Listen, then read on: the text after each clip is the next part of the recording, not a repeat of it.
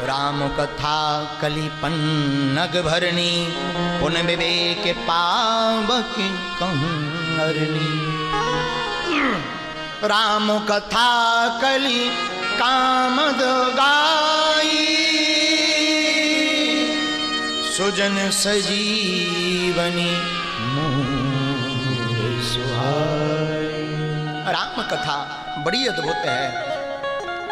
और सबसे बड़ी बात साधु,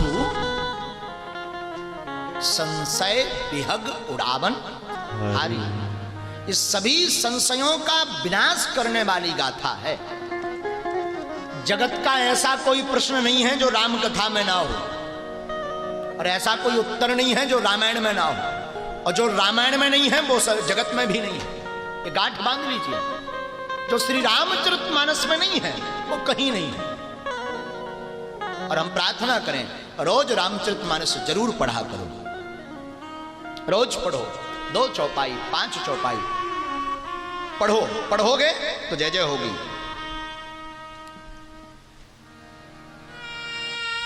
आगे गोस्वामी तुलसीदास जी कर्मकांड घाट पर पहुंचते हैं। कर्मकांड घाट में कल हमने आपको कहा एक सरोवर के 4 घाट होते हैं, और रामचरितमानस भी एक सरोवर है, और इसके भी 4 घाट हैं। एक घाट पर तुलसीदास जी बैठे, श्रोता इनका मन है। एक घाट पर याज्ञवल्क्य भरद्वाज जी बैठे, तीसरे घाट पर भूत भावन महादेव मां पार्वती मैया विराजी, और चौथे घाट पर कागभुषुंडी जी मानस सरोवर में बैठे नीलगिरी पर्वत पर, वहां भी गाथा को सुना रहे। जो दूसरा घाट है कर्मकांड घाट, भरद्वाज जी महाराज वहां विराजमान है। भरद्वाज मुनि बसहीं प्रयाग, तिनहि राम पद अति अनुराग। भरद्वाज मुनि प्रयाग में वास करते हैं। राम जी के चरणों में इनकी बड़ी प्रीति है। तापस समदम दया निधान, परमारथ पथ परम सुजाना। इनका श्री राम जी के चरणों में इतना प्रेम है, ये जितेंद्रिय भी है, दया के निधान भी है। और प्रयागराज कौन सा तीर्थ है? ये तीर्थों का राजा है। माघ के महीने में जब सूर्य मकर राशि पर जाते हैं तो तीर्थराज प्रयाग में सब बड़े बड़े अमलात्मा, विमलात्मा, महात्मा, संत स्नान करने आते हैं। सब त्रिवेणी में स्नान करते हैं। जो वहां के निवासी हैं वो साधु संतों की सेवा करते हैं। और रामायण में जहां पर एक बार आया वहां विशेष घटना जरूर घटी, ध्यान देना।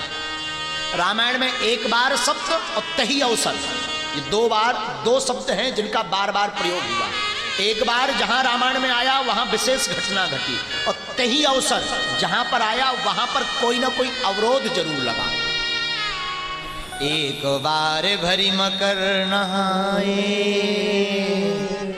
सब मुनि से आश्रमन सिधा। एक बार मकर राशि में जब सूर्य पहुंच गया तो महात्मा स्नान करके अपने अपने आश्रम चले गए। लेकिन याज्ञवल्क्य जी मुनि जी जब जाने लगे तो भरद्वाज जी ने चरण पकड़ लिए। महाराज कृपा तो कर दो जरा। कौन सी कृपा? रुको। सादर चरण सरोज पखारे, पहले पखारे चरणों को। देखो, अतिथि पूज्य हो, श्रेष्ठ हो तो घर आते ही प्रश्न मत दागो, पहले पूजा करो, हालचाल पूछो, कुछ आहार व्यवहार करवाओ, बाद में ठोको क्यों आए। आजकल बड़ा खतरनाक जमाना हुई गवा, जाते देर नहीं पूछ लेते काय कया। अरे भैया ऐसा मत करो, गड़बड़ हो जाएगा। अतिथि देवो बाबा, घर आए अतिथि की, जिस घर में घर पर आए हुए अतिथि की पूजा की जाती है वो घर हमेशा प्रफुल्लित नित्य उन्नति परिवार करता। और जिस घर में आए हुए अतिथि को देखकर मन में आवेश आता है, उस घर में कभी लक्ष्मी नहीं टिकती। सुंदरकांड पढ़िए, जहां सुमति तह संपत्ति नाना,